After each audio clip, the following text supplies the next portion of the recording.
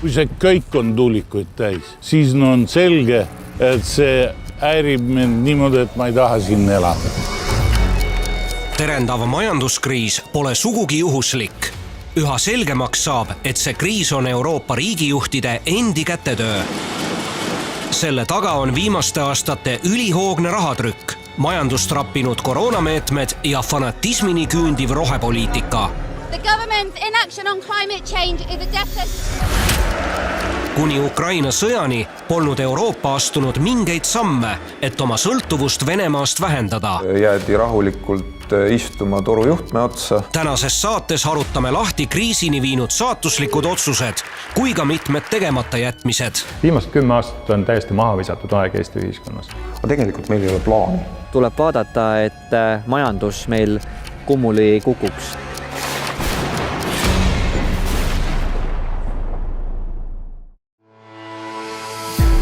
Keset ränka majanduskriisi on Euroopas käimas ennenägematult kulukas rohepööre. Tahad kaitsta kliimat ja planeeti. Seisad oma väärtuste eest. Usud demokraatiasse ja vabadusse ning puhtasse taastuvenergiasse, mis on toodetud Euroopas. Loomulikult on teha veel palju. Ja me saame sellega hakkama. Üheskoos. Koos sinuga. Sina oled Euroopa. Me ju näeme seda telepilti globaalselt, eks ju, üleujutused, tulekahjud, kõik see õudus, mis kasvavalt maailmas toimub ja see on inimtekkelised kliimamuutused, mis tulenevad kasvuhoonegaaside atmosfääri paiskamisest. Euroopa Liit on võtnud siin globaalselt eestvedaja rolli kliimapoliitikas, ma arvan, see on väga õige sellepärast, et Euroopa Liit on ka suur saaste loomulikult. Me oleme üks jõukamaid ühiskondasid. See kriis, milles majandused on nii ränk, nii mitmetahuline, et igasugune jutt rohepöördest tuleks päeva pealt lõpetada. Unustame ära, praegu tuleks palehigis tegutseda selle nimel, et bensiin oleks odav, elekter oleks odav, gaas oleks odav. Kuigi meile kogu aeg räägitakse, et energiakriis on sellepärast, et Putin peab meile hübriidsõda, siis see on üks osa tõest. Kõige suurem põhjus on ikkagi sõda fossiilkütuste vastu ja sõda tuumakütuste vastu, tuumaenergia vastu. Kliimamuutustega võitlemise pakett on see, mis pankrotistab tegelikult kogu modernse tsivilisatsiooni.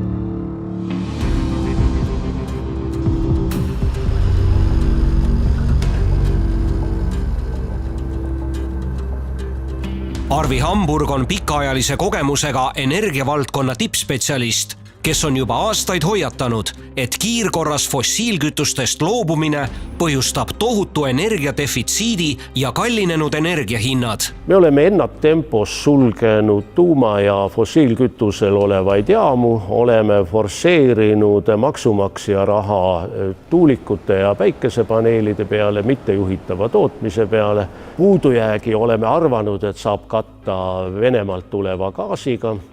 Nüüd on see gaasi tarnimine vähenenud, aga igal juhul on vaja koormustippe katta kalli gaasi hinnaga ja see on meil tekitanud siis elektriturul sellise hinna, nagu ta meil täna on. Euroopa rohepöörde üks fataalsemaid otsuseid oli kuulutada maagaas kliimasõbralikuks ülemineku kütuseks. Euroopa rohepööret mindi tegema käsikäes Putiniga. Rohepöörde käigus asendati Euroopa kivisöe elektrijaamad peamiselt Vene gaasil töötavate elektrijaamadega. Kui tehakse asju valesti, siis sellel võivad olla tõepoolest mõjud kas vastupidised või siis igal juhul pikas vaates mitte need, mida me tahaksime. Tekitati motivatsioon, et kivisöö põletamine lõpetatakse, see asendatakse gaasiga. Tegelikult oli see halb otsus. Halb otsus sellepärast, et selle kaudu suurenes siis Euroopa Liidu haavatavus Vene gaasi suhtes. Selle mõjusid me praegu näeme ja väga paljudes riikides suur osa elektrist toodetakse just nimelt gaasist. Euroopa Liit tegelikult ei olnud piisavalt tõhus, et tagada, et kõikides liikmesriikides enda tootmiseks vajalik taastuvenergia võimekus tekiks. Meeletu hinnatõus on röövimas eestlaste tööga välja teenitud heaolu. Inimeste säästud põlevad ereda leegiga. Eestis elab suhtelises vaesuses 300 000 inimest. Kas tänases seisus on rohepöörde elluviimine liigne luksus, mida me ei jõuagi kinni maksta? Aga need rohelised, kes seda pööret tahavad kangesti teha, kas nad ise ka kartulikooli söövad? Kas inimesed on valmis oma elatustasemelt järgi andma, et ütlema, et jah, me oleme selle ideoloogia nimel nõus natukene madalama elukvaliteediga elama. Kriis on tabanud kõige raskemalt just neid, kellel on niigi kõige vähem. Kui ikka pension on näiteks alla 600 euro, siis on praegusel ajal väga raske inimesel hakkama saada. Toiduhindade tõus on olnud meeletu. Eesti kinnisvara hinnatõus on Euroopa suurimaid. Kallid energiahinnad on surunud põlvili Euroopa majanduse. Ka Eesti toidutööstus on suures hädas. Pea sajandipikkuse ajalooga Saare Leib lõpetab tegevuse. Saare Leib on hinnatõusu ja energiahindade ohver. Numbrid näitasid, et see asi ei ole jätkusuutlik selliste hindadega. Et õigel ajal ära lõpetada, et mitte lasta pankrotti, vaid viisakalt ära lõpetada see asi. Paned oma uksed kinni ja astud sirge seljaga oma firmast välja, et lõpuks kellelegi võlgu ei jää või hakkavad tulema pankrotid. Peagi haigutab siin pagarikojas kõle tühjus. Masinad lähevad müüki ja tööta jääb 20 inimest. Ega omanikul see hea tunne ei ole, kui sa lähed inimestele viima paberit, et pange allkiri alla, et teie töö nüüd lõpeb siin, et selliseid inimesi on nagu väga raske nagu leida, et sellise töö peale, et oma inimesi peab nagu kiitma. Et inimeste jaoks see kindlasti on ka šokk ja keegi ei taha sellist paberit nagu saada, et inimesed tahaks hea meelega tööd teha. Kõik olid suures šokis. Muidugi on kurb. Terve meie pere ajalugu on siin, aga mis sa teed?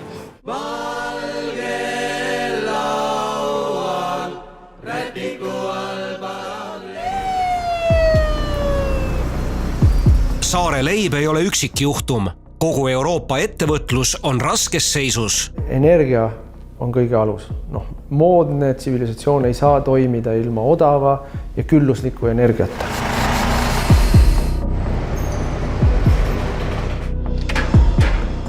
Euroopa ettevõtted ei suuda konkureerida Aasiaga, kus tootmine on oluliselt odavam. Väljapool Euroopa Liitu meie hinnad pole konkurentsis, siis järelikult see tähendab seda, et ettevõtja kolib lihtsalt oma tootmisega kuskile kolmandale maale ja püüab seal toota. Ja toodab sellise jalajäljega, mis on selles piirkonnas aktsepteeritav. Kallid energiahinnad on tabanud kõiki eluvaldkondi. Tartu Ülikool on kopsakate energiaarvete tõttu 3 miljoniga miinuses. Kuressaare haigla on silmitsi hiiglaslike elektriarvetega. Ja siis august 2022 arve kõik kokku moodustas siis umbes 56 000 eurot, eks ole, ja võtame 2 aastat tagasi oli see täpselt sama periood, sama kuu oli arve maht 10 000 eurot. Eesti inimeste palgatõus ei pea elukalliduse kiire kasvuga sammu. Tervishoiutöötajad tegelikult on ju olulist tööd teinud, et oma palgatingimusi parandada ja see on paradoks on siis selles, et tegelikult selle 10 aasta töö nullib ära tänane inflatsiooniline olukord, kus sul tegelikult see ostujõud ju totaalselt väheneb. Me liigume ikkagi väga järskude liigutustega, ütleme kogu ühiskonna heaolu, eks ole, halvenemisele, kui nii võib öelda. Janar Vaima hoiatab, et toiduhindade tõus ei ole veel kaugeltki läbi. Et see, mis täna inimesed poes näevad, see hind, see on tegelikult alles algus, et see ei ole veel lõpp, et õiged hinnad ei ole veel poodidesse jõudnud. Ja kes keegi Eesti inimestest jõuab seda toitu ka osta. Raiuda edasi praeguses seisus mingisugust täiesti utoopilist juttu sellest, kuidas me lähme nüüd veelgi kiiremini üle tuulele ja päikesele. See on lihtsalt nagu veel kord, mitu korda kirvega vastu pead virutada niigi hingevaakuvale majandusele. Et me teame, millega see lõpeb. See lõpeb täieliku katastroofiga. Euroopa on välja suretamas söekivitööstust. Eestis on põlevkivi elektri tootmine järsult langenud. Ka Eestis on ju aastaid ja aastaid ja aastaid suretatud välja põlevkivi elektrit, põlevkivi energiat. Eesti Energia elektritootmise tulevik on taastuvenergias. Siis Eesti just on vastu võtnud seaduse, et aastaks 2030 toota taastuvelektrit 100% ulatuses oma tarbimisest. Juba 2030. aastal lõpetatakse Eestis põlevkivist elektri tootmine. Põlevkivi leiaks endiselt kasutust keemiatoodete toorainena. Enefit Poweri juht Andres Vainola rahustab, et põlevkivist ei loobuta enne, kui meretuulepargid on päriselt valmis. Kui kivisöe, gaasi või ka uraani hind sõltub maailmaturu hindadest, siis põlevkivi hind on meie enda kätes, meie enda kontrolli all ja meie enda regulatsioonide käes. Seetõttu on mõistlik hoida seda tehnoloogiat nii-öelda kindlustuspoliisina selle perioodi lõpuni, kui meil oleme veendunud, et uued taastuvad energiat on ehitatud, on kasutusele võetud ja on saadavad. Eesti elektrijaamad jäävad poole väiksema koormusega elektrit tootma peamiselt energiapuidust, kuid Eesti elektrijaama põlevkiviplokid lõpetavad igaveseks töö. Meie taga olevad tuulikud kahjuks ringi ei käi, järelikult tuulekiirus on liiga väikesed.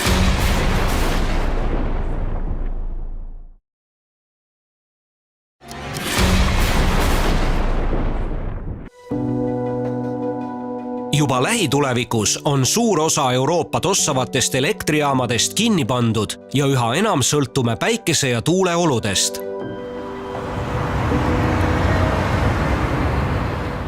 Hommikul Ida-Virumaale sõites ja ka tagasiteel Tallinnasse olime tunnistajaiks, kuidas tuulevaiksel ajal seisab kogu tuulepark terve päeva tööta ja elektrit ei tooda. See on taastuvenergia tänaseni lahendamata probleem.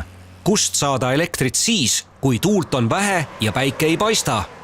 Et oleme Peterburi maantel Purtsest vähekese Tallinna poole 3. november. Meie taga olevad tuulikud, mis peaks meil elektrit tootma, kahjuks ringi ei käi, järelikult tuulekiirus on liiga väike selleks. Ja ilmekas näide, et ainult tuulega me ei saa elektrivarustust tagada. Me tahame tarbida elektrit siis, kui meil on vaja, mitte ainult siis, kui tuul puhub ja tuulikud ringi käivad. Eesti maismaatuulikute elektritootlus on äärmiselt kõikuv. Mida enam läheb Euroopa üle ilmastikust sõltuvale elektritootmisele, seda riskantsemaks ja kulukamaks kogu olukord muutub. Eestis on naabritega sarnased tuuleolud. Erakordselt tuulevaiksel ajal on nii Eestis kui ka naaberriikides roheelektri tootmine ühtmoodi madal. Ehitame nüüd liine kuskile ja kuskilt ostame, aga kust kohast seda osta on, kui Euroopa on defitsiidis ja tuuleolud on ühtlased Norras, Leedus ja Eestis. Et siin ei saa öelda niimoodi, et kui meil on tuulevaikus, siis äkki Norras või Rootsis puhub. Ja nüüd ongi vaja siis seda tuulevaikuse ja ilmapäikeselist perioodi on vaja millegagi katta, sest me tahame ju elektrit tarbida. Tuulevaiksel ajal asendavad tuuleenergiat suitsevad elektrijaamad. Juhitamatu taastuvenergia vajab stabiliseerimist ja selleks suuremahuliselt täna on kõige odavamad lahendused fossiilkütuse elektrijaamad.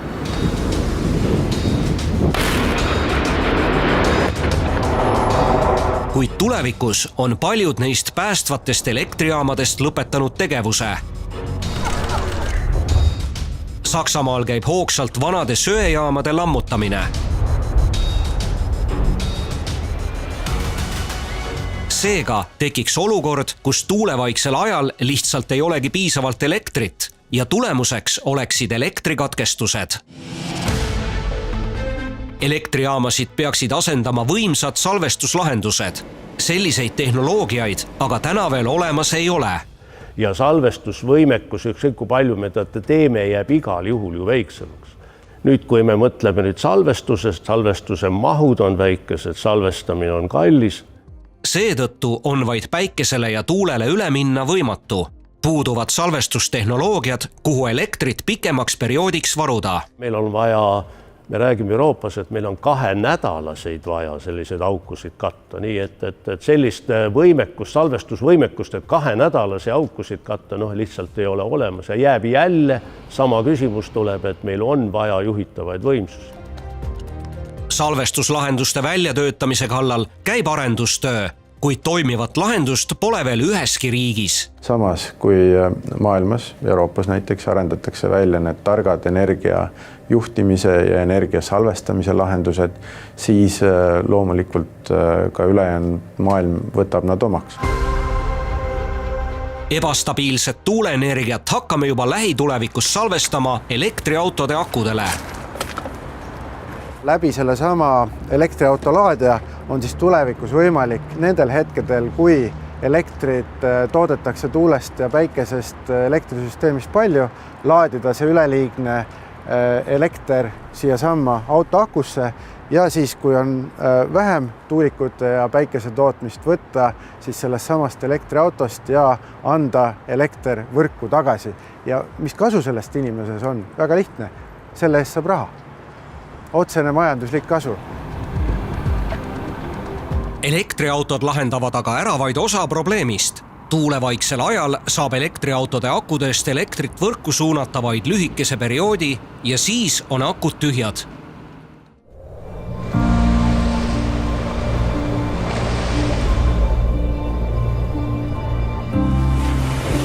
Tuulikutega tekib probleem ka siis, kui ilm on liiga tuuline ja elektrit toodetakse korraga rohkem, kui ära tarbitakse. Elektrisüsteemi jaoks on ohtlikud mõlemad, kuidas öelda, situatsioonid, kas elektrit jääb üle või elektrit jääb puudu. Aga see energia tekib siis ja suurtes kogustes, kui meil seda suure tõenäosusega vaja ei ole. Euroopas on tuule- ja päikeseparkide rajamine võtmas üha kolossaalsemaid mõõtmeid, kuid samas on rajamata võrgud, mis suudaks elektri ülejääki kauge vahemaa taha toimetada. Et rohepööre kahtlemata on suur võimalus, aga loomulikult sellega kaasnevad ka riskid. Siin on loomulikult naabritelt Euroopas näited näha, kus rohepööre võis tähendada seda, et investeeritakse näiteks elektri tootmisvõimsustesse, aga siis elektriturgusid, kuhu need tootmisvõimsused siis minema peaksid ja elektrivõrke ei arendatud kõrvalt välja selliselt, et nad oleksid sobilikuks selleks samaks pöördeks.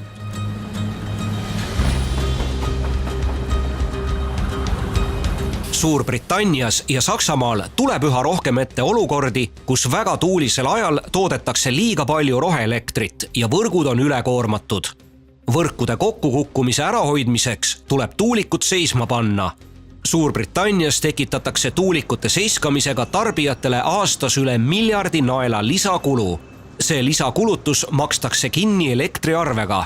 See tähendab tohutut raha põletamist ning probleem on aastast aastasse vaid süvenenud.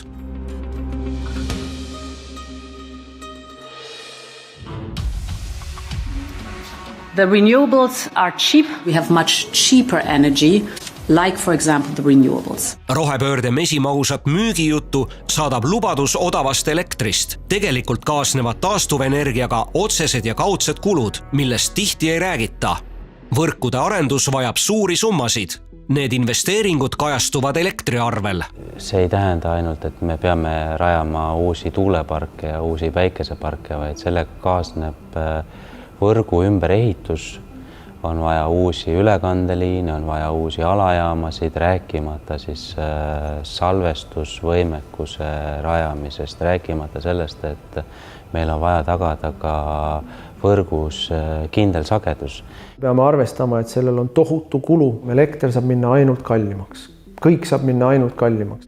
Ja siis öeldakse meile, oi ei, põlevkivi on nii kallis, et sellega me ei saa jätkata. Ja siis on kõrval tuul, millele makstakse subsiidiumit.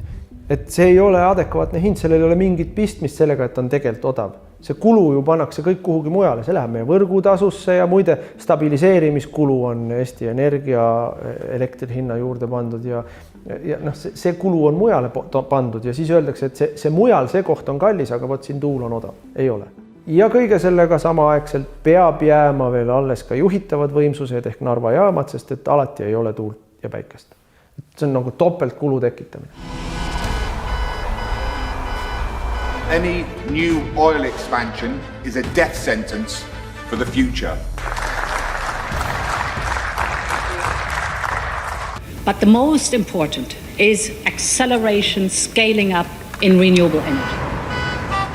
Kui muu maailm teostab rohepööret unisel sammul, siis Euroopas käib jõuline süsinikuvastane võitlus. So we must invest in renewables and fastly. Europe will be the world's first climate-neutral continent by 2050. I firmly believe we must all put a price on carbon. CO2 heitmete vähendamiseks on fossiilkütuse põletamine maksustatud. CO2 tasuga on energia kunstlikult kalliks tehtud. Siin toodetud omahinnas on kuskil 80% on keskkonnamaksud. See lihtsalt on maksustanud põlevkivi, mille tulemusena on ka siin toodetud elektri omahind tõusnud.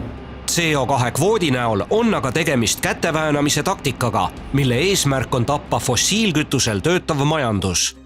Kui me räägime põlevkivielektrist, siis põlevkivielektrile on otsa pandud kaevandustasud, keskkonnatasud, vee erikasutustasu, CO2 kvooditasu ja see moodustab sellest hinnast absoluutse enamuse. Sealt see hind tulebki. Talle on riiklikult tekitatud lisakulud. Seda rasket koormist maksavad ühtmoodi nii ettevõtted kui ka inimesed. Näiteks Eesti universaalteenuse elektrihinna teeb kalliks just süsinikutasu, mis moodustab hinnast umbes poole. Viimase 5 aastaga on CO2 kvoodi hind tõusnud pea 9 korda. Asja teeb veel hullemaks see, et Euroopa Liit lubas süsinikuturule kiiret rikkust otsivad finantsspekulandid, kes teenivad CO2 hinnaga manipuleerides suuri kasumeid. Nüüd mingi aeg tagasi otsustati, et CO-kvoodiga võivad kaubelda ka finantsinstitutsioonid, ehk sisuliselt investeerimispangad. Ja nad teenivad selle pealt ja nad hakkasid seda ka kokku ostma, põhimõtteliselt spekuleerima kogu selle kaubaga. See on ikka tohutu rikkuse ümberjagamise mehhanism, mida selle CO2 kvoodi kaubandusega on tehtud. Poliitikud saaks sõrmenipsust teha energiahinnad oluliselt taskukohasemaks. Riigijuhtide käes on võim vähendada CO2 hinda ja seeläbi muuta ka elekter odavamaks, kuid CO2 kvooti ei muudeta. Ja me näeme siin Eesti näite varal ju, et ettevõtted on ikka väga keerulises olukorras. Rohepöördele tuuakse ohvriks kodumaised ettevõtted.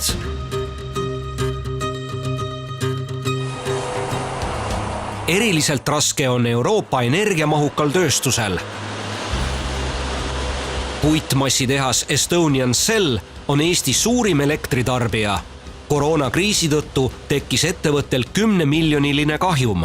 Nüüd ollakse silmitsi jõhkrate energiahindadega. Täna me tõepoolest võitleme igapäevaselt ellujäämise nimel. Septembrikuu seisuga on meie tootmiskulus aastataguse seisuga võrreldes tõusnud enam kui 2,3 korda. Ja see on nii hüppeline ja ootamatu tõus, mis augustikuust alates on osaks saanud, et selleks ei olnud valmis mitte ühelgi tööstusel ette valmistuda. Eesti riigil leidub miljardeid rohepöördeks, kuid Eesti ettevõtete toetamiseks oleme liiga vaesed. Näeme me siit slaidilt, et Saksamaa on maksnud üle 7% toetusi oma eratarbijatele ja äritarbijatele ja tööstustele.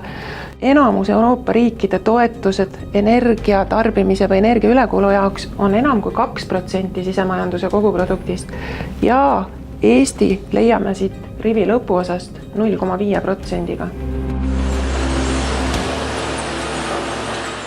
Ega ei ole muud vahendid kui täna, mida Saksamaa teeb. Ta maksab ikkagi tohutuid toetusi tööstusele ja elanikule. Loomulikult on see eelarvest väga suur väljaminek, aga teist lahendust ei ole. Muidu lihtsalt tõesti jääme siis selliseks deindustrialiseeritud piirkonnaks. Meie riik vist täna ei saagi ikkagi veel aru, et kust nemad oma raha saavad, et see ei tule seina seest, et ettevõtjad toovad neile selle raha. Läti ja Leedu ja Soome ja kõik on täna isegi suur kisa, et Saksamaa liiga palju aitab oma ettevõtteid, siis Eesti täna ju üldse midagi ei anna. Euroopa on tormaka rohepöördega hävitamas oma majandust ja konkurentsivõimet.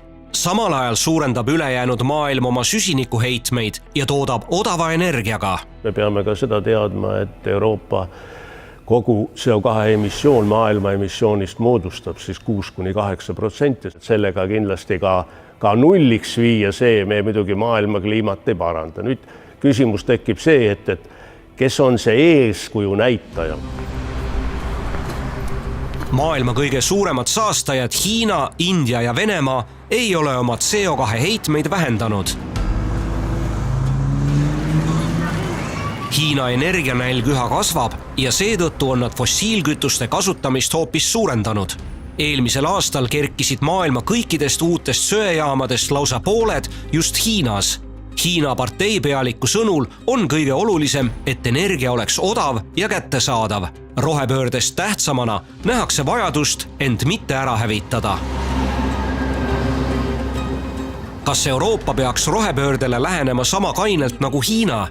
Euroopal on võimalik veel aastakümneid kasutada kohalikke fossiilkütuseid ja seda täiesti kliimasõbralikult. Me peaksime Euroopa Liidus ja võib-olla ka laiemalt loobuma ühest dogmast, et fossiilkütused on pahad.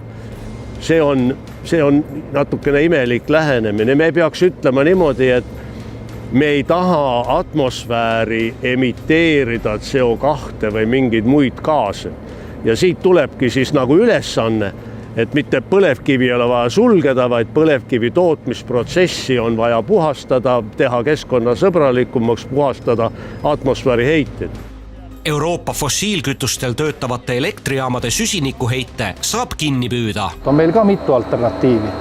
Üks on näiteks jätkata elektritootmist põlevkivis, kuid seda teha keemilises ringpõletusprotsessis või üldse hapniku ja CO2 küllustatud keskkonnas. See alles jäänud osa on väga lihtne kinni püüda ja leida sellele kasutust. Siin on üks põlevkivitükk. Seega ei pea kliimaneutraalsuseni jõudma vaid tuule ja päikese abiga. Keevkiht põletuskatsest mis on see? Tallinna Tehnikaülikoolis on süsiniku kinnipüüdmist uuritud ja arendatud juba üle 10 aasta. Võttes eeskujuks Rootsi ja Norra, siis tegelikult Euroopa saab hakata ka CO2 kinni püüdma. Tehnoloogiad on olemas. See on üks oluline koht, kuhu riik peaks investeerima. Tehnoloogia on küps ja kasutusele võtmine ootab vaid Eesti rahvalt rohelist tuld. Tänu põlevkivile oleme Euroopa üks kõige suurema energiasõltumatusega riike. Sellise peensusega. Iga riik peaks kasutama oma territooriumil olevaid loodusressursse. Meie üks loodusressurss on põlevkivi ja põlevkivist on toodetud elektrit. See on meie energiasõltumatus, see on meie oma energia, mida me saame ise toota oma enda hinnaga. Me peaksime seda praegu ära kasutama.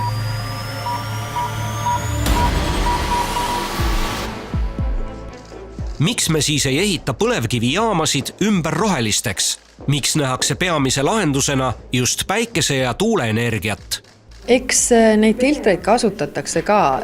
Lihtsalt küsimus on selles, et kogu finantsmaailm, kes otsustab laenude andmisi, erinevat finantseerimist, võtab arvesse juba keskkonnamõju ja raha selliste projektide jaoks, mis on saastavad, läheb lihtsalt järjest kallimaks, ehk siis selliste projektide tegemine on kallim, me peame leidma keskkonnasõbralikke võimalusi.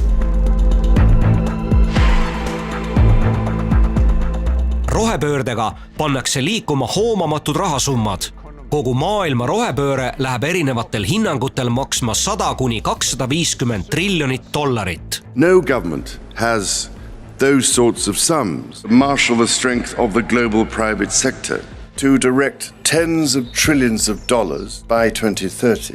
Some 300 of the world's top CEOs from every sector of the economy, including financial services, and representing well over $60 trillion of assets under management, join my Sustainable Markets Initiative. Need summad tulevad erasektorist ja rohepööre ei ole kuskilt otsast heategevusprojekt. The change can be shaped by us. Davos is the place where government, business and civil society join forces. We are now exploring ways to make our partnership even closer and more fruitful. Rohepööre on Euroopa Liidu seni kõige kulukam ettevõtmine. The European Green Deal Investment Fund that will unleash €1 trillion over the next decade ei, kindlasti ta ei ole nagu heategevus, keegi võib öelda, et ta on selline missiooniprojekt.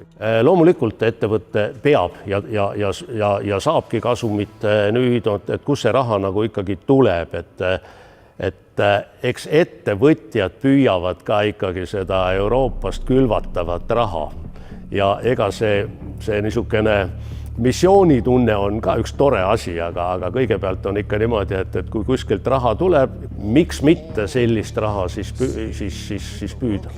Erasektori huvi on investeeritud triljonid võimalikult suure kasumiga tagasi teenida. See on kõik tohutu räkit, see on tohutu äri. Mingid inimesed saavad tunda, et nemad on õilsad, nemad parandavad maailma, ei paranda, aga mingid teised inimesed seal kõrval, aga võib-olla ka need samad inimesed teenivad metsikut raha selle pealt. Kogu see rohepööre annab võimaluse meeletuteks äriajamisteks. Mingid inimesed ainuüksi selle planeerimise ja selle sehkendamisega lükkavad korralikult raha omale taskusse. Selle taustal või selle ettekäändega saab jälle hakata nagu erinevaid huvigruppe rahaga üle külvama. Me oleme maailma panganduses tekitanud viimase rahanduskriisi järel tohutu hulga vaba raha ja kuskile ei ole seda panna. See raha otsib paaniliselt pelgupaika, kus ta ei kaoks.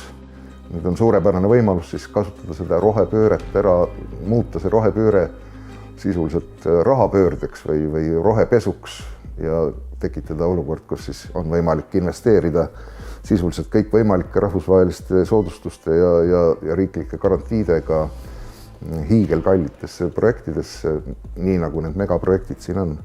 Tekitame ainult võimaluse suurtel rahadel olla mingiks ajaks kaitstud mingisuguses suures investeeringus. Roheinvesteeringute meelitamiseks on paljud riigid võtnud tuuleäriga seotud riskid enda kanda. To provide sovereign risk guarantees that would help release the vast sums of money. Tuuleäris on tavapäraseks saamas leping, kus riik garanteerib tuulepargis toodetud elektrile fikseeritud müügihinna. Kui elektri hind on kõrge, siis see investor maksab riigile raha tagasi. Ja kui elektri hind on madal, siis riik maksab siis sellele investorile juurde.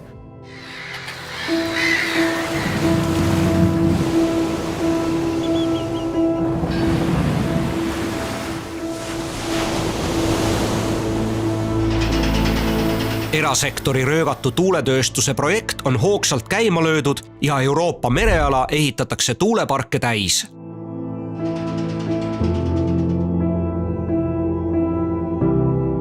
Ka Eestimaa vetesse kavandatakse hiiglaslikku meretuuletööstust. Euroopa Komisjoni viimased dokumendid näitavad seda, et Põhjaregiooni, sealhulgas Eestit, nähakse odava taastuvenergia tootmisbaasina ja siit kavatsetakse vedada siis suured elektrikaablid Euroopasse, kus seda taastuvenergiat siis ka tarbitakse. Me võiksime selle kaudu panustada ka laiemalt siis naabrite ja kogu Euroopa Liidu taastuvenergia tootmisesse, mis ma arvan on iseenesest Euroopa üldises solidaarsusloogikas ja ka lihtsalt terve mõistus on see, et loomulikult riikides, kus on rohkem merepiiri, seal on ka rohkem võimalik meretuuleparke rajada. Pärast pausi Euroopa ambitsioonikas meretuuletööstus jõuab Saaremaa rannikule. Kõik on tuulikuid täis, et see häirib mind niimoodi, et ma ei taha siin elada. Kui on 100% täisehitus, siis see pilt on esialgu muidu karjumatu ja suhteliselt ehmatav, tuleb tunnistada.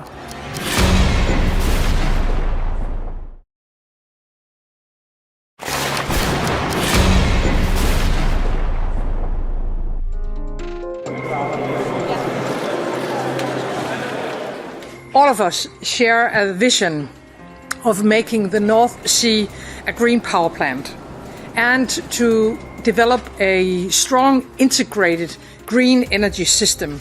Strong message today was to the business community, to investors and industry that the moment to step up investment in offshore is now. Kui me vaatame oma näiteks ka seda sama Liivi lahe merealade planeeringut, siis ka seal on ju tegelikult arendajaid, kes tahaksid meretuuleparke rajada, on rohkem kui üks.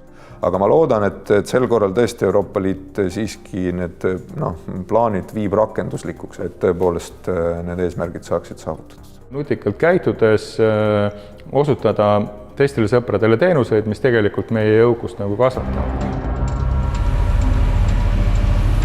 Kui Eesti põlevkivitööstus kuulub Eesti rahvale, siis kavandatavad meretuulepargid kuuluksid suures osas välismaa kapitalile. Eesti annab niiviisi oma mereala aastakümneteks suurettevõtetele ja seda soodsatel tingimustel. 1700 ruutkilomeetrisest meretuuletööstuse alast saab keelutsoon. Kus sellised tuulepargid on, seal on sisuliselt merele minek keelatud, lähenemine. Seal on mingi perimeeter, mida kaitstakse, mida jälgitakse kogu aeg. Sinna ei pääse enam ei purjeka ega kalapaadiga. Kihnu saar piiratakse tuulikute poolt sisse. Siin toodetud elekter läheb kaableid pidi sinna, kus on parasjagu energianälg.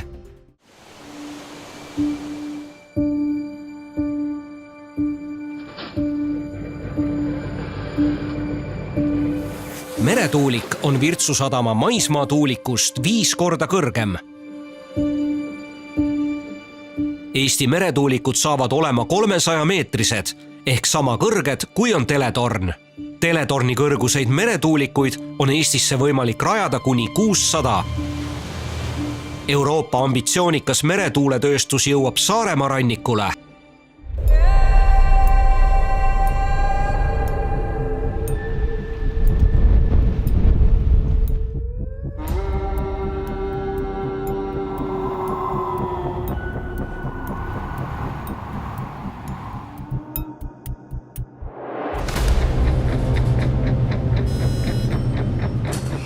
Mida suurema tuuliku teed, seda odavam on siis selle ühikvõimsus ja sellest tulenevalt on loomulikult tuuliku masti kõrgus hakkab kogu aeg suurenema ja siis sellest tulenevalt ka muidugi labade läbimõõt. Mida kõrgemalt, seda suurem on ju tuule, kuidas öelda, potentsiaal. Kõrguses on alati rohkem tuult ja teiseks on see, et puhub ju tugevamalt.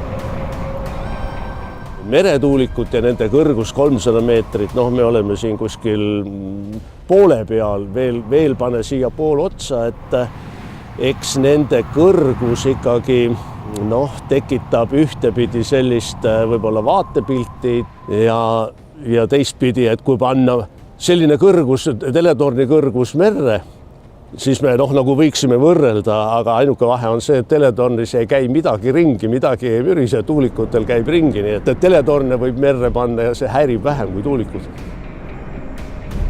Nüüd, kas rannikuala inimesed seda nii väga armastavad või mitte, et eks siin on, nagu öeldakse, et vaataja silmade läbi tuleb seda siis hinnata. Sõrve poolsaar oli omal ajal üks tihedamalt asustatud Eestimaa paiku. Siis käisid Sõrvest üle teise maailmasõja lahingud ja tapatöö. Järgnes sõrulaste küüditamine. Tänaseks on sõrulasi alles 340. Nüüd on siinsed põlisasukad silmitsi hoopis uue ohuga. Kaldast 11 kilomeetri kaugusele tuleb Euroopale elektrit tootev hiigeltööstus. Kohalike mereala antakse aastakümneteks väliskapitali majandada. Siin elada, see peab olema kuskil südames, peab olema tilgake sõrulase verd. Külas siin käia, kui tuulikud ei ole, on kõik olnud 7. taevas. Lapsed magavad aidas lõunani või söövad siin kala mere ääres pallijalu joostes päeva läbi, ütlevad kodus kala suhu ei võta. Kuidas siin elada on, siin ongi see rahu ja siin ongi see, mida sa tuled otsima peale seda, kui sa oled päeva läbi kuskile tööd rabanud. Piisab ainult pool tundi mere ääres kivi peal istumist ja siis avab see teine hingamise. Siis tunned, et sa oled paradiisis. Siis sa tunned, et see ongi see, mis mul elust on vaja olnud. Ma olen selle leidnud. Ammu.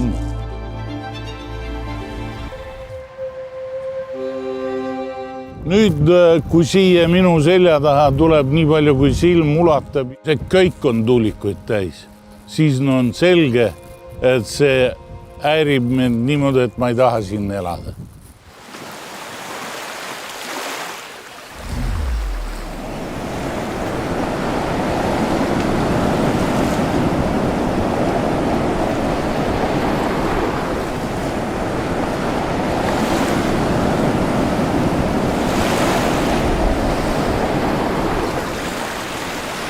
Öösel on Las Vegas ja päeval on üks virvarr silmade ees. Mere peal, ma arvan, siis parem pole mõtet vaadata.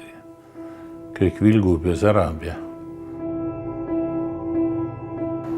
Saaremaa inimesed arvavad valdavalt, et meil on võita sellest väga palju. Kui on 100% täisehitus, siis see pilt on esialgu muidu karjumatu ja suhteliselt ehmatav, tuleb tunnistada. Et rannaelanike soov oleks muidugi kindlasti see, et see meretuulepark algaks ikkagi kaugemalt. Seda tänase seisuga annaks veel muuta. Et võib-olla oleks kompromiss tegelikult nagu 15 kilomeetrit ja see esimene tuulikute rinne, mis on kalda pool, et see võiks olla tegelikult madalam. Mul on hea meel näha tuulikut. Eestis ükskõik mõnes teises riigis. Ma tean inimesi, kes ütlevad, et nad on nii koledad, nad mulle ei meeldi. Ida-Virumaal on saastatud pinnas, saastatud põhjavesi, lastel on rohkem astmat, palju muid keskkonna ja inimese tervise probleeme, aga see on meil kuskil seal. Et kui sa elad Saaremaal, siis sa vajutad lülitit, sa ei mõtle sellele, et mis on selle mõju, et tegelikult pool Ida-Virumaad on alt tühjaks kaevatud, maa vajub sisse, põhjavesi on rikutud ja nii edasi. Ja me tegelikult palju rohkem näeme tulevikus oma energia tootmise jalajälge, me kõik näeme seda palju rohkem. Et see näeb välja nii nagu vanal heal koloniaalajastul, et tullakse pärismaalaste juurde, võetakse neilt ära võimalused nende traditsiooniliste eluviisidega jätkata, võetakse ära nende looduskeskkond, asemele jäetakse visuaalne ja müra reostus.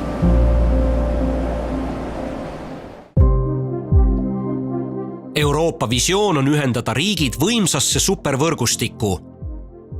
We all know clean power generation is great, but if you really want to use it, you need a grid. And there we have to step up too. To create a Europe-wide electricity grid to support the mass deployment of wind and solar. Eesti hakkaks selle supervõrgustiku kaudu elektrit tarnima Euroopale. See ongi, me olemegi seda Euroopa Liidus ajanud, et meil oli Taanis kohtumine kõikide Läänemere riikide peaministritega, et peaks olema meretuuleparke ühendav elektriühendused, et täpselt, et see tuulepargist tulev elekter saaks minna sinnapoole, kus seda parasjagu vaja on. Nii et potentsiaali on seal kohutav. Plaanitav üle-euroopaline elektrivõrgustik pakub häid võimalusi äriks, kuid sellega kaasnevad ka suured riskid. Et küllap kuskil Euroopas ikka tuul puhub, et ehitame hiiglasliku võrgustiku, mis ühendab kõiki Euroopa riike. Tsentraliseerime maksimaalselt, tekitame olukorra, kus iga katkestus ükskõik kus tekitab probleemi kõikjal. Juba täna oleme olukorras, kus energiadefitsiidis Läti ja Leedu teevad elektri kogu piirkonnas kalliks. No leedukad pärast seda, kui on tuumajaam neil kinni läinud, ei ole praktiliselt üldse energiatootmisesse investeerinud, et Leedu ei ehitanud välja oma elektritootmist ja nüüd meie maksame siin kõrgemat elektri hinda, sellepärast et meie soodsam elekter läheb Leetu. Võrgu laiendamisel seome ennast üha enam naabrite probleemidega. Norras toimuv võiks olla meile äratuskellaks. Kuigi Norras on külluslikult odavat hüdroelektrit, on neil elekter täna ikka kallis. Norra on ühendanud ennast aga kaableid pidi Euroopaga ja ekspordib suures mahus elektrit sinna. Euroopa kallid elektrihinnad on niiviisi kandunud üle ka Lõuna-Norrasse. So what has happened in Norway the last 2 years that we have a very long dry period, and combined with that we have a connection to Europe. Europe has downsized the nuclear and the gas-fired and the coal-fired power plants. That has led to a situation where you have an energy crisis in Europe and a very high prices. And we are also importing those prices to Norway. Pärast pausi Norras elav Andri maksab hiiglaslikke elektriarveid. Möödunud kuu elektriarve oli kuskil 15 000 eurot.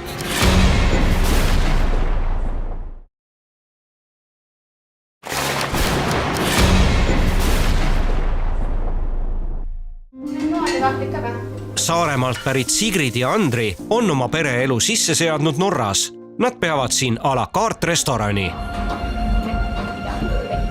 Norra suuremahuline elektri välismaale müümine on teinud Norras elektri väga kalliks ja see on hävitamas kohalikku ettevõtlust. riik korvab majapidamistele elektriarvest 80%, kuid raha ei ole jätkunud ettevõtete toetamiseks. Ettevõtted on olnud tõsises hädas. Energiakriisis on väga raske. Andri restorani elektrikulud on hirmuäratavad. Ja elektrikulud on väga suured restoranis ja igal ettevõttel on väga suured elektrikulud. Möödunud kuu elektriarve oli kuskil 15 000 eurot. Aasta varem oli 2000 eurot ja talv on alles ees. Alles kuu aega pärast Andriga tehtud intervjuud otsustas Norra riik toetada ettevõtjaid 270 miljoni euroga. Sigrid ja Andri meenutavad, kuidas veel mõni aasta tagasi oli elekter Norras äärmiselt odav. Norras on olnud elekter väga odav. Sest eelnevalt, kui ma elasin Eestis oma 3-toalises korteris, siis ma maksin seal talvisel ajal üle 200 euro, isegi 4 aastat tagasi elektrit. Aga kui ma siia kolisin ja majas maksin nagu 100 eurot terve maja eest talvel, et siis oli mu jaoks väga selline tore. Radikad olid põhjas. Elektril ei olnud hinda. Elektri ei olnudki hinda, võrreldes Eestiga too aeg. Norras on alati olnud elekter väga odav, mis tõttu ei ole maja ehitusel pööratud tähelepanu maaküttelahendusele või päikesepaneelidele. Enamus majad kasutavad tavalisi elektriradikaid.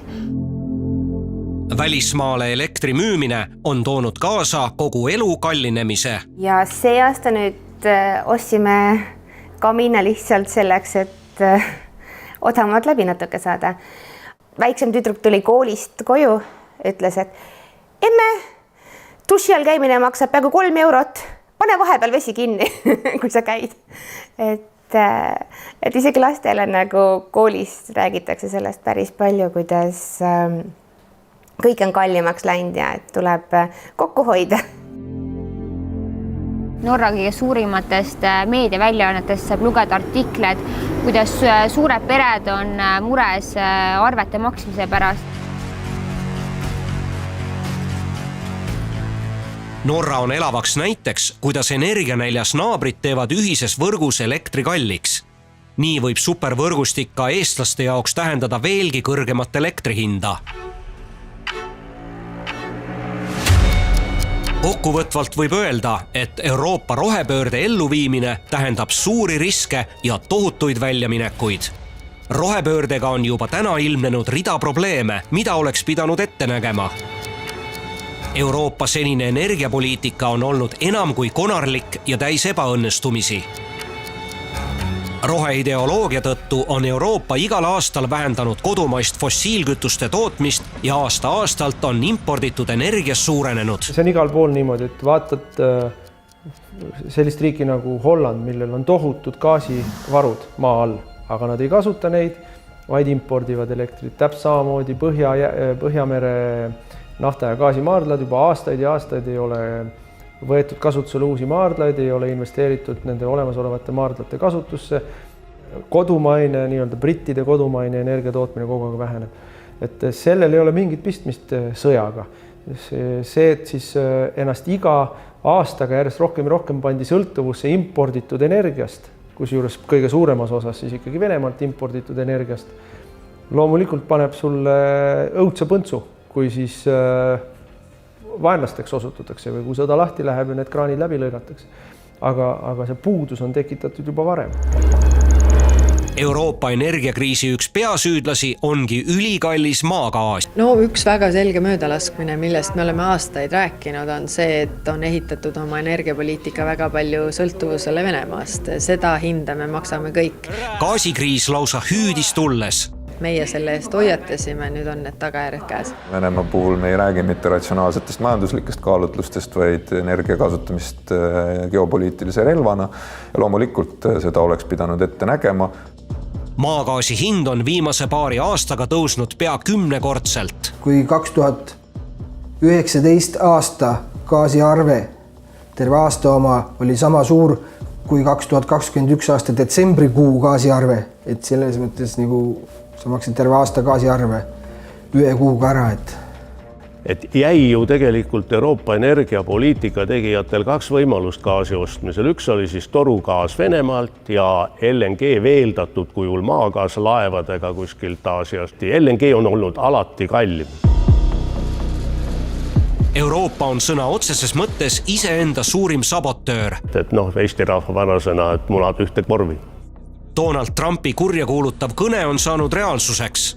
Reliance on a single foreign supplier can leave a nation vulnerable to extortion and intimidation. Hurjutavat sõnavõttu saatis Saksa poliitikute itsitamine. Germany will become totally dependent on Russian energy. We have to talk about the billions and billions of dollars that's being paid to the country that we're supposed to be protecting you against. Tänane Euroopa Liidu komisjoni president Ursula von der Leyen oli 2018. aastal Saksamaa kaitseminister. Trumpi kõne tegi kaitseministrile nalja. I do not really understand what he means by that. Hard to say. Ursula von der Leyen ei suutnud riski ette näha. We don't believe that this pipeline would compromise security. No, in our own German interest, we have to make sure that this is not the case. Ida-Euroopa ju selles mõttes aastaid rääkis Lääne-Euroopale, et Venemaad ei saa usaldada. Et meile on olnud selge see, mis seal on, mis see režiim on, mis selle riigi pale on kogu aeg. Venemaa näol on tegemist riigiga, kes pommitab tsiviilobjekte ja elutähtsat energiataristut. Euroopa Liidu pealik tunnistab oma viga. And Estonia has been warning Europe since years. And you were right. You were right and Europe should have followed your example. Euroopa Liit tegelikult ei arendanud välja seda LNG võimekust. Jäädi rahulikult istuma torujuhtme otsa. LNG nõuab spetsiaalset infrastruktuuri, et seda taasgaasistada kõik edasi. Odava Vene gaasi vastu oli väga keeruline selliseid investeeringuid LNG infrastruktuuride vastu teha. Tõsi, seda tegid siis Poola ja tegi Leedu. Maailmaturul LNG kui kaup on kättesaadav, aga meil on piisavalt vähe infrastruktuuri, et kogu seda Vene gaasi nii-öelda LNG-ga asendada. They want to get off Russian gas. They better build a lot more ports for all those ships. Täna rajab Euroopa palehigis veeldatud gaasi vastuvõtuvõimekust. Eesti LNG terminal valmis maailmarekordi tempos. Kuid gaasiterminal jääb tööta ja Eesti sõltub taaskord naabrite armust. Suures osas Elering hiilis sellest vastutusest kõrvale ja ei olnud ka majandusministeeriumil seda soovi, et Eestisse oma lahendus tuleks. Iseenesest Eesti energiapoliitika võib-olla kõige suurem probleem, et me usaldame liialt naabreid, me usaldame, et turg toimib. Kõige parema gaasi hinna me saaksime ikkagi siis, kui me ise opereeriksime seda LNG terminali. Meie ettevõtted tooksid pikaaegsete lepingutega gaasi sisse, et see on parim, mida Eesti valitsus saaks teha. Thank you very much. Venemaa energiasõda ei oleks nii laastav, kui Euroopa oleks rajanud terminalid ja sõlminud uute partneritega 25-aastased fikseeritud hinnaga lepingud. Need tehingud oleks garanteerinud Euroopale taskukohase ja stabiilse hinna ka kriiside ajal. Erinevalt Euroopast on Hiinal taskus väga odavad gaasilepingud kõikide suurte gaasitarnijatega. Euroopa Komisjoni eestvedamisel hakati gaasi ostma otse börsilt. Nii tegime ennast eriti haavatavaks kriisidele. See oli katastroofiline viga, mis on tõsiselt kätte maksnud. Parim aeg soodsaid lepinguid sõlmida on möödas. Keset kriisi on gaasibörsil seninägemata hinnarekordid. Helping Europe reduces dependency on Russian gas. Euroopast lüpstakse viimast ja kasumid on pead pööritavad. We have more than doubled, for example, the imports of LNG from the United States. Täna teenib gaasitööstus eurooplaste õnnetuste arvelt terve varanduse. Ameerika on tõusnud väga lühikese ajaga kogu maailma kõige suuremaks veeldatud gaasitarnijaks. Et just see mõiste, et gaas kui ülemineku kütus. Jah, teatud valdkondades, aga mitte elektri tootmises. Süsinikuheite vähendamiseks asendati kivisüsi maagaasiga. Ekslikult arvati, et maagaasile üleminekuga suudetakse vähendada inimtekkelist kliimamuutust. Väita, et gaasist elektri tootmine on keskkonnasõbralik, on lühinägelik. Tegelikult on gaasist elektri tootmine vähemalt sama saastav kui kivisööst, kui mitte rohkem. Sest ta põletamise hetkel on keskkonnasõbralikum, aga kui me võtame arvesse kõik need gaasi metaani lekked,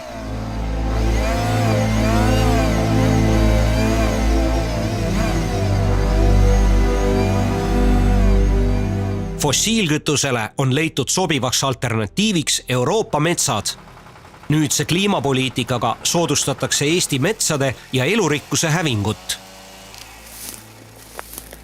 No ja nüüd me oleme siis Eesti uutel maastikel, uued Eesti kultuurmaastikud, lageraie kõigi jaoks tuntud nähtus. Ja siin mu selja taga on umbes 30 hektarit lagedat ala tekkinud ja kõik see mets, mis siin oli või puud, mis siin olid, et need kõik läksid siis ilusti rohepöördeliselt katlasse.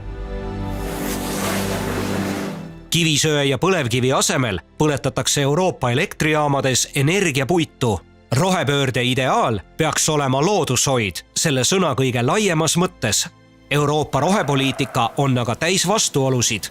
Viga, mis tehti tollal ja selle mõjusid me näeme, kui me mööda Eestit ringi sõidame, on see, et tegelikult lubati siis taastuvenergia sildi all põletada metsa energia tootmises, elektri tootmises ebaefektiivsetes suurtes kateldes, mille tulemusena on hoogustunud metsarikastes riikides metsaenergiaks raiumine. Teine asi loomulikult ka kliimakütmise mõttes, et see on vähe teada fakt, aga mets oma eripärast tulenevalt, kui sa puitu põletad energiaks, siis sellel põletamise hetkel tegelikult kasvuhoonegaaside emissioonid on 2–3 korda suuremad energiaühiku kohta kui fossiilkütustest tootes. Sellest tulenevalt me hetkel tegelikult mitte ei leevenda kliimamuutusi suurtes ahjudes puit põletades, vaid hoopiski võimendame neid ja see tuleb ära lõpetada. On täiesti okei kasutada puidutööstuse, metsatööstuse jäätmeid kohalikus energeetikas, soojatööstuses, nii nagu katlamajades on. Nii kui see omandas tööstusliku üle-euroopalise mastaabi, nagu ta omandas taastuvenergia direktiiviga, ta hakkas soodustama tegelikult täiendavat raiet. Ilmselgelt on ju see puit ei põletata isegi enam siin meie jaoks ära, vaid seda veetakse tohututes kogustes välja.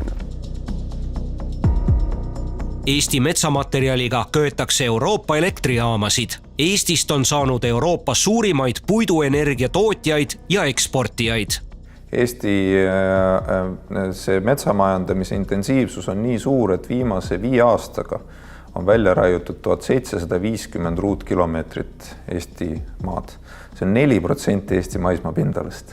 Me oleme jõudnud olukorda, kus iga 5 metsamaa hektar on ilma metsata. Ta on kas täitsa tühi või alla 10-aastaste metsataimedega. Seega see väide, et meil, mida kogu aeg kordatakse, et meil on üle poole maismaast on mets, tegelikult enam ei ole.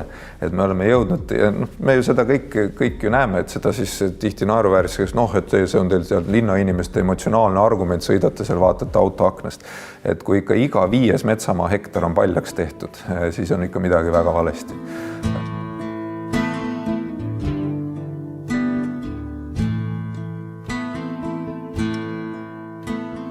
Kodukandi metsa tõelist väärtust tunned alles siis, kui see on ootamatult maha raiutud. Ma tulin ikkagist eramajja, tulin siia loodusesse, et seda siin praegu ei ole, on minu jaoks nagu väga suur asi. Ei panegi seda tähele enne, kui see maha võetakse. Et minu jaoks oli selle metsa olemasolu siin nii loomulik asi ja ma kordagi mõelnudki selle peale, et seda ei ole, ma isegi ei kujutanud seda ette, aga nüüd on küll nagu väga tühi tunne, et seda on väga kole vaadata. Minu jaoks tähendab tegelikult mets väga palju, seega kui ma siia kolisin, minu üks mõte oligi see, et ma tahaksin olla rohkem looduses. laps käis tegelikult siin vaatamas ka ja ta ütles isegi niimoodi, et mina ei taha siin enam edasi elada, kui siin kõik puud maha võetakse. Kui see on kellegi maa, siis see on igaühe nagu enda asi. Lihtsalt ma saan kirjeldada seda, mida ma tunnen, kui ma näen, et mu kodu ees enam puid ei ole, kui ma olen tulnud nagu sellepärast siia, et olla rohkem privaatsuses ja rohkem looduses. Puid ja põõsaid keset sammalt ja pilvi. Rohepöörde mõju loodusele ei piirdu vaid metsade ahju ajamisega. Rohepööre nõuab tohututes kogustes maavarasid, mille kaevandamine on võtmas süngeid mõõtmeid.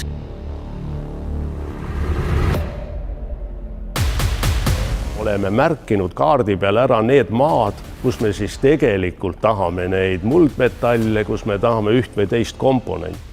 Et siis on niimoodi, et me peaksime nüüd Hiinaga olema väga suured sõbrad. Hiina kontrollib rohepöördeks vajaminevaid ressursse. Euroopa energiajulgeolek hakkab sõltuma Hiina armust. By 2030, Europe's demand on those rare earth metals will increase 5-fold. 5 times what we use today. And today it's already a scarce resource. Meie planeedil ei jätku nii palju ressursse. Võib-olla kui me kaevaksime kõik nurgatagused üles ja meil siin on ka Dictonema, Gilda ja muud sellised asjad, kus saaks, ütleme, selliseid haruldasi muldmetalle. No see tähendaks seda, et siis me elaksime kaevanduses ja sellele vaatamata meile jäguks kõigi nende seadmete tootmiseks.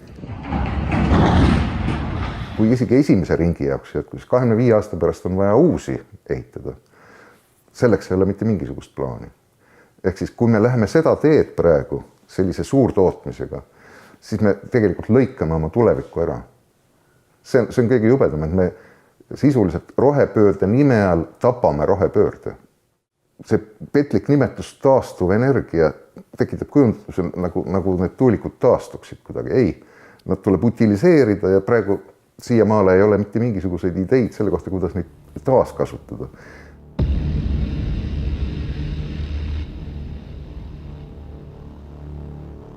Kui me vaatame päikesepaneelide tootmist ja seda pinnamaterjali, mida ka Tehnikaülikoolis uuritakse, et see on kaugel sellest, et ta oleks keskkonnasõbralik tehnoloogia. Et kuskilt päikesepaneelid meile tarnitakse, meid see nagu väga ei huvita, et jälle täpselt samamoodi peaks ju jälgima selle päikesepaneeli kõikide komponentide tootmist, paneeli enda tootmist ja lõpetades siis selle paneeli utiliseerimisega. Et see on see terviklik jalajälg.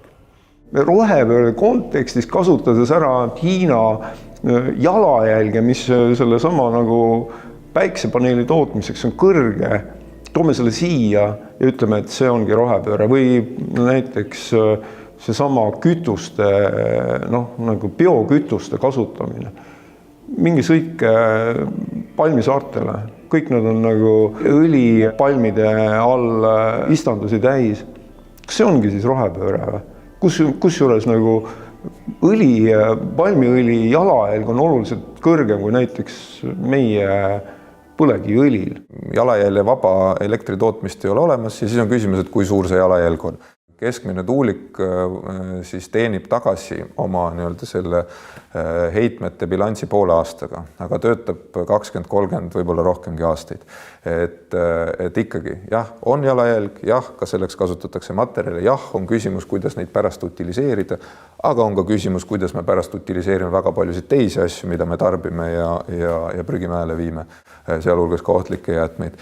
Nii et nende küsimustega tuleb tegeleda, aga nad taaskord ei ole fundamentaalselt ei ütle, et aga jätame siis tegemata, kuna meil ka taastuvenergia tootmisel on jalajälg, siis ärme seda tee. Et see kindlasti ei ole õige järeldus. Ja siis edasi me saame loomulikult arutada, et kas kõik need sammud, mida me siis astume, kui kiiresti neid teha, millises järjekorras neid teha, kes nende eest peab maksma, et need kõik küsimused on kahtlemata asjakohased ja õiged, aga öelda lihtsalt, et teate, et jätame selle asja sinna paika, et see tundub ebamugav, see nõuab meil siin ühiskondlikku elu ümberkorraldamist ja sellest tuleneb, me lihtsalt ei hakka seda tegema, et me peame inimtegevuse planetaarsetesse piiridesse tagasi sisse mahutama, et meil lihtsalt ei ole selleks muud alternatiivi, kui me tahame oma lastele vähegi elamisväärse planeedi üle anda. Sellest asjast ei tagurda, kus me oleme inimkonnani jõudnud, kus me tsivilisatsioonina laiemalt oleme, kus me siin planeedil see olukord, mis on, prügi, reostus, kliimamuutused, rahvastikukriisid, puhta vee puudus, sellest ei tagurda enam mingisuguse elektriautoga välja, et ehitad tuulepargi, siis nagu kuidagi läheb paremaks. Mingil tasandil kindlasti kõik need mehhanismid, päiksepaneelid, tuulegeneraatorid, kõik need midagi aitavad, aga ma arvan, pigem suund peaks olema sellel, et tagada oma inimestele, oma rahvale toimetulek ja autonoomsus, mis tähendab seda, et kui keegi tahab ikkagi omale näiteks panna oma elektritootmist, ükskõik millisena see siis on, kas siis tuulegeneraatori või päiksepaneeliga või mingisuguse pelletikütte või mis iganes, nendel asjadel tuleks hakata mõtlema nagu käibemaksuvabastusi või mingisuguseid maksusoodustusi tegema, et just inimesed suudaksid tagada enda elukorralduse. Ma loodan, et me ikkagi saame siin edasi elada kõigiga sellega, millega me siin siiamaani oleme elanud. Ja see tuulepark võib-olla tuleks siis kaugemale või et me saaksime siin oma elu edasi elada. Eks sorulased on seda rohepööret austanud ja seda rohemõtlemist ju eluaeg hoidnud. Kui meil on oma tuhlis võtta kartulipellult ja kui meil on oma kala võtta merest, siis see ongi roheline elamine. Ega siis see oma küttepuu toomine metsast, metsa korras hoidmine. Kogu rohepöörde algne eesmärk oli umbes 3 korda vähendada praegust energiatarbimist üldse ja liikuda lokaalsete tootmiste juurde, et kohapealsed kogukonnad ja kohapealne ettevõtlus lähtuvalt oma ümbritseva keskkonna võimalustest kasutaks, olgu seal tuul, päike, puit, mis iganes, et ta saaks ise reguleerida oma tegevust ja selle vähendatud sisendiga ja lisaks veel olla sõltumatu ülejäänud suurte võrkude võimalikest häiretest. Praegu me läheme täpselt vastupidises suunas.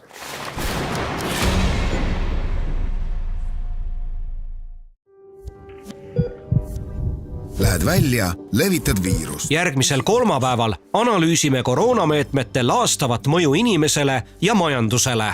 Ühiskondade sulgemine ja majanduse seiskamine läksid meile maksma üle 10 triljoni. Aga ma usun jah, et kui sellist ülereageerimist poleks olnud, siis ei oleks olnud mingit tarvidust sellise sisuliselt püstloodis kasvava võla järele. Ja vaadake nüüd, mis on juhtunud siis kahe aastaga. Hiina eeskujul võtsid ka Eesti poliitikud kasutusele väga ranged kriisimeetmed. Kes ei taha kuulda võtta, see peab tunda saama, see on saksa vanasõna muide. Rakendab ka jõudu, kui on vaja.